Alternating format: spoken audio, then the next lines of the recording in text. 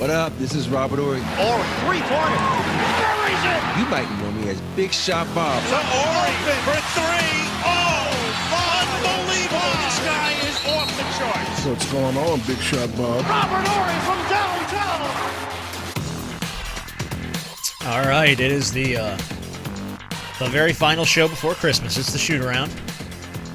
Big Shot Bob podcast. That's B-Dog Brandon Harper. I'm Rob Jenners. That is 7-time NBA champion. And Compass color guy, who we're going to put to the test here in his college basketball knowledge in a second.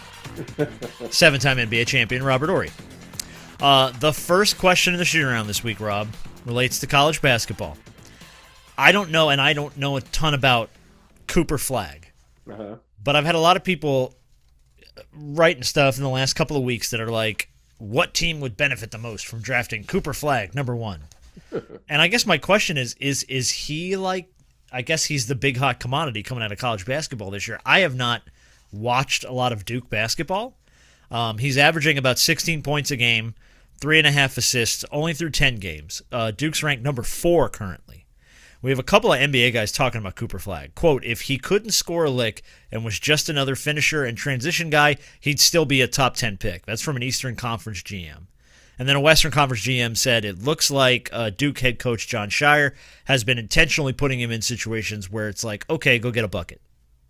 But it doesn't look like the primary creation is there for him quite yet. So I don't know how much of him you know or how much you've watched. Is he really going to be a big impact player, or is he going to probably end up just being another guy? I've watched him a lot in high school because of a lot of the tournaments that Christian was in. They were in, and I watched him play. The dude can flat out play. He's good. But for me, they putting him as his next Larry Bird. I don't see it. He's good. He's going to be really, really good. But they think he's going to be the next coming of the next white Jesus, and I don't think so. And that's no disrespect. I think the best college player in basketball now is Harper, Dylon Harper out of Rutgers. Ron Harper's son, that dude. They got a couple of dudes up there. That dude is a freaking walking bucket. But if you and the thing about it is, it's going to boil down to what team gets the first pick.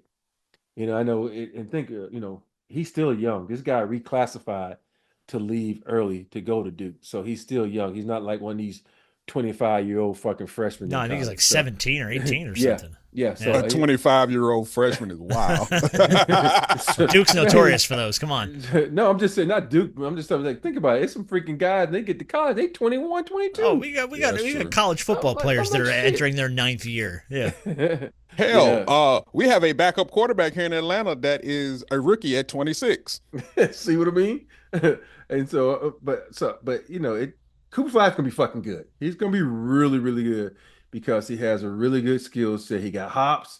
He can shoot the J. He can block shots. So he's fucking good. So, but it's always one of those things where everybody's looking at what he did against the Olympic team and how he was able to get his buckets in. I'm like, first of all, when you're looking at Olympic teams and you look at guys, it's like they don't really go hard like they should, like in a regular season game. So. But the dude, when I tell you he can play, though, you need to watch him. Watch him play. He can play. I've watched highlight packages and stuff. I just haven't watched a lot of Duke games. So the only situational game I've seen him in, I think it was the end of was it Kentucky?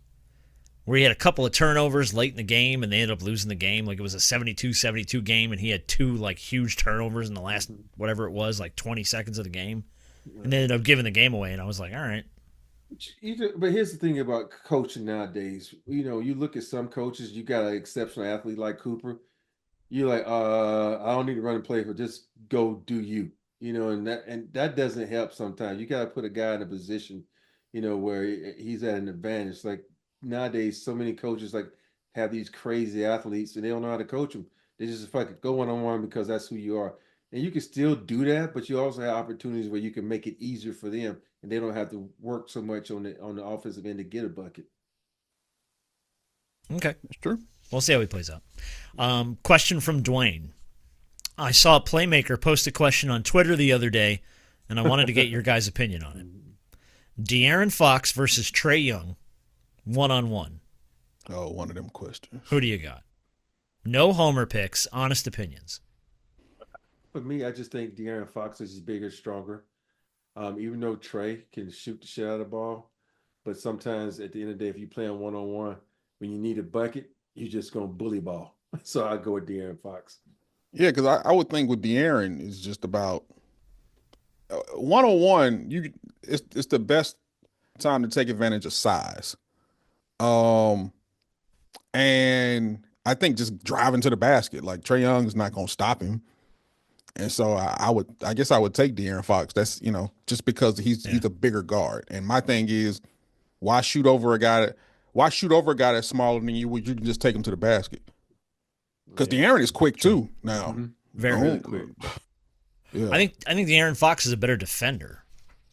So I feel like he would just, from a defensive standpoint alone, figure out a way to disrupt Trae's shot or disrupt his rhythm a lot. And if we playing make it, take it.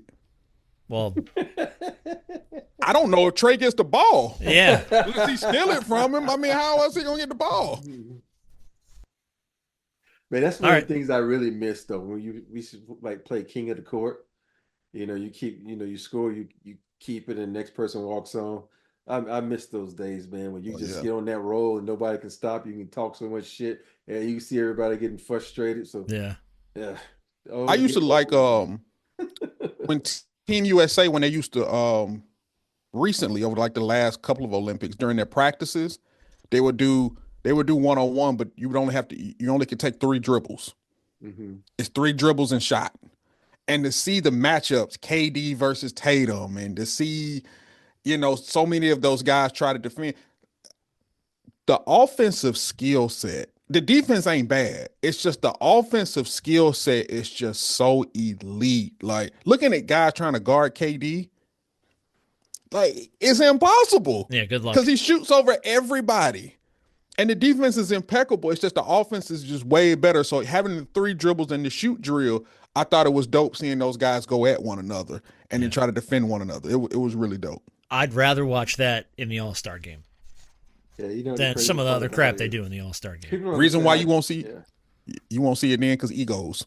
Well, and the thing people don't understand, people are so good one-on-one because you don't have to worry about a trap. You don't have to worry about the other. So you're able to I can put whatever move on you that I want. True. Yeah. And nobody hates a trap more than Devin Booker. All right, audio of the week is going to come from Xavier Legette, the Carolina Panthers first-round wide receiver pick. Was on a podcast this week, and he was asked about. And I mean, when I say this dude is Southern, he country as hell. Rob, have you heard this dude? Yeah. Oh my God! So they asked him this week, as a Southern guy, as a country guy, what's some of the most unusual stuff you've eaten? Yeah. Listen to this response. What's something in the food industry that you have a weird opinion on? Well, y'all probably seen that video when I tell them folks I eat raccoon. Like a raccoon that you see in the trash can. Where do you even eat that at? Where do you even get that? I hunt it, I kill it, I skin them, cook them, eat them. So when's the last time you had a raccoon? Thanksgiving. Wait, what does it taste like? It got its own taste. Everybody try to say stuff taste like cheese. Uh-huh. But that coon got its own taste. What else? What else you eat? That's weird. I eat squirrel.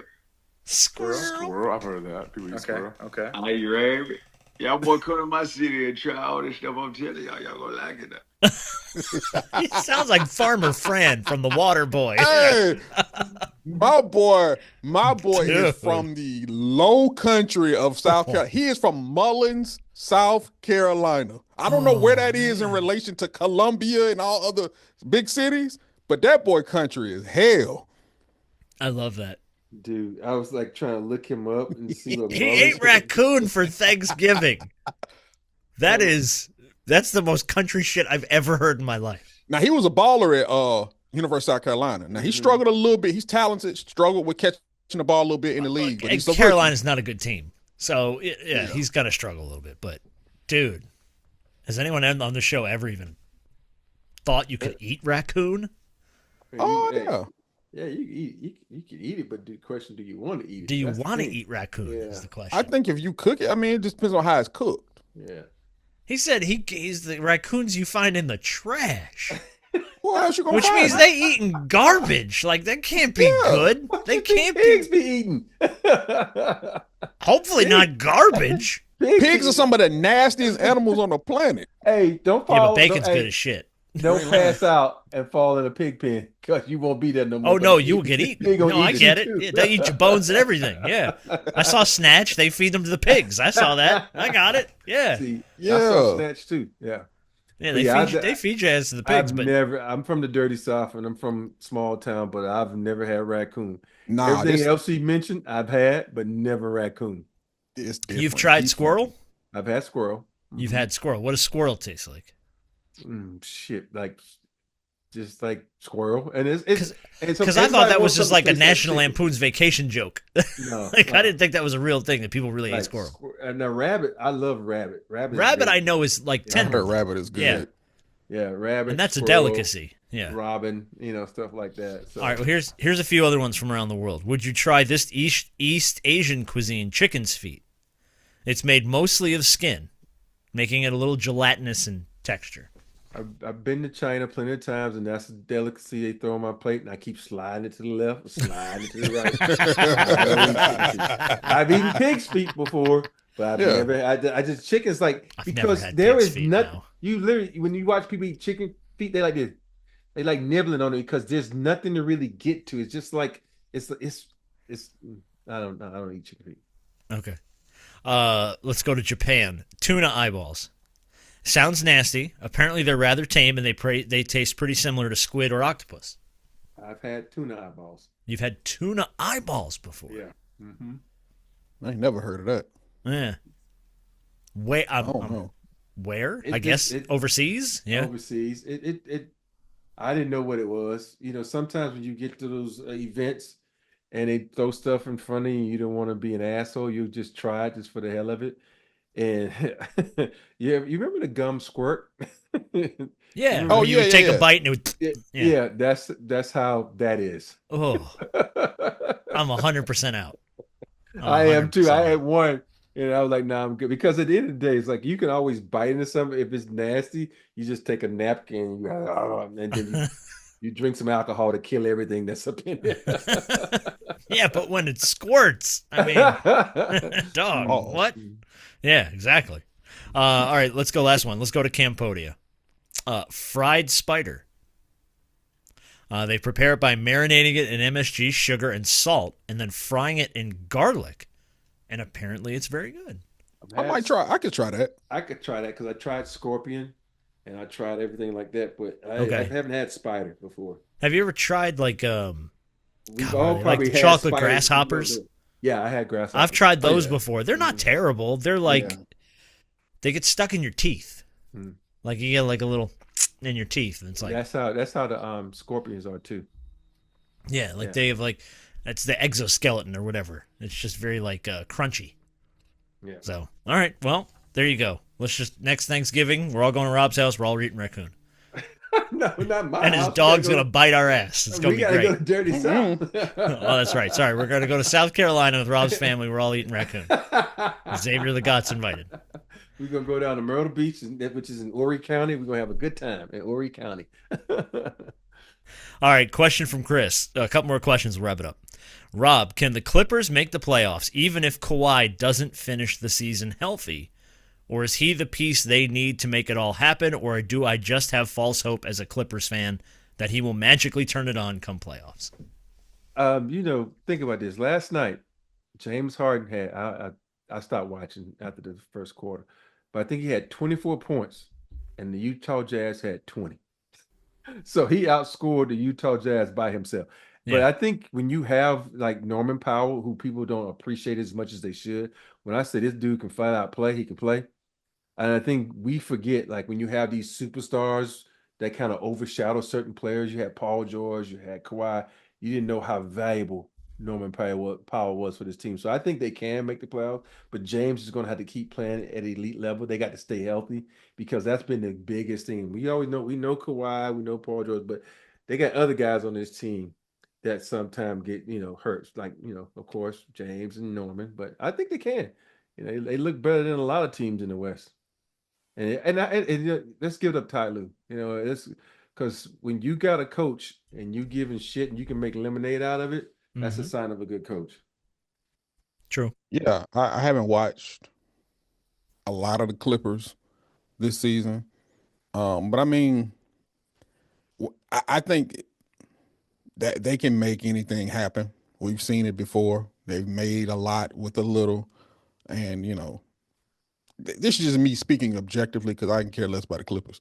I would like to visit the Intuit Dome though. That does look fun to visit. But outside of that, I think they can make anything happen. Any point in time, they can make some shake. So they're always going to be a team that you kind of need to look out for because they can make a run. I guess how long do we hold out hope that you're going to see Kawhi Leonard look like Kawhi Leonard?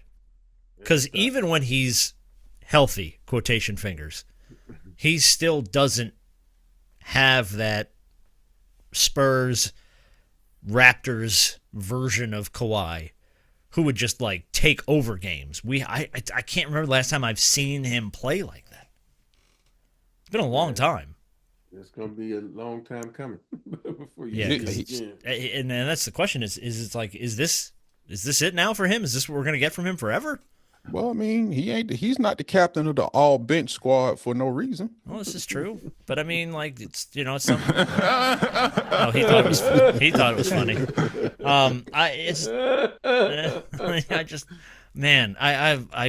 I guess everybody, including the Clippers, had very high hopes for Kawhi Leonard, and we haven't seen that version of him in a really long time. I think we got to stop doing that. What do you mean?